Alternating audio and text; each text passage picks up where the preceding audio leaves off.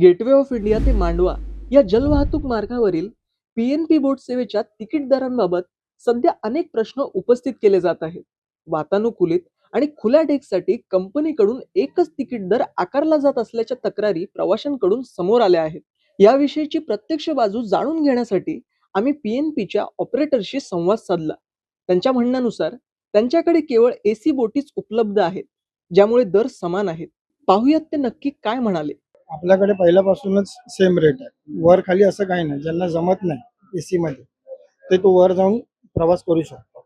आणि आपल्याकडे 100ची कॅपॅसिटी आहे. असं वेगळं तिकीट नाही आहे पहिल्यापासून. आपल्याकडे एकच डेक आहे. ज्यांना कोणाला बसायचं नसेल किंवा कोणाला उलटीचा त्रास असेल किंवा सफोकेशन होत असेल त्याच्यामुळे तो वर जाऊन प्रवास करू शकतो त्या तिकीटमध्ये. पण आपण तिकीट सेम ठेवलेलं आहे. परमिशन तुम्हाला मेरीटाईम बोर्डाकडनं मिळते की बीपीटी? नाही, बीपीटी आपल्याला रेट रिव्हिजन बीपीटी तुमची रेट ही 285 असावी बोटीची, हे बीपीटीने सांगितले तुम्हाला? हो, ते कॅटेगरी प्रमाणे ते लोक रेट ठरवतात. मरीटाईम बोर्ड आहे का नाही, मरीटाईम बोर्ड आपलं फक्त लेवी जे आहे ते पॅसेंजर फी जे 30 रुपये ठरल्याप्रमाणे ज्या बेसिसवरती ठरले तेच फक्त घेत. कंपनीने आपली बाजू मांडली असली तरी प्रवाशांचा सवाल असा आहे की जर बोट पूर्णपणे एसी आहे, तर मग गर्दीच्या वेळी अनेक प्रवाशांना त्याच तिकीट दरात बाहेर खुल्या डेकवर का बसावे लागते.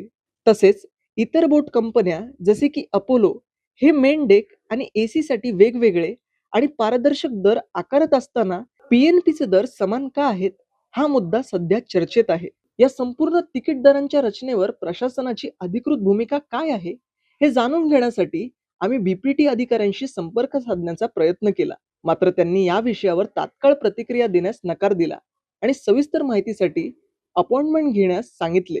एकीकडे प्रवाशांच्या तक्रारी आणि दुसरीकडे इतर कंपन्यांचे पारदर्शक दरपत्रक पाहता आता या तिकीट दरांच्या तफावतीवर मेरीटाईम बोर्ड आणि बीपीटी प्रशासन काय भूमिका घेणार आणि प्रवाशांना याविषयी काही स्पष्टीकरण दिले जाणार का, हे पाहणे महत्त्वाचे ठरेल. मी दीपेश पवार, कुलाबा न्यूज 24.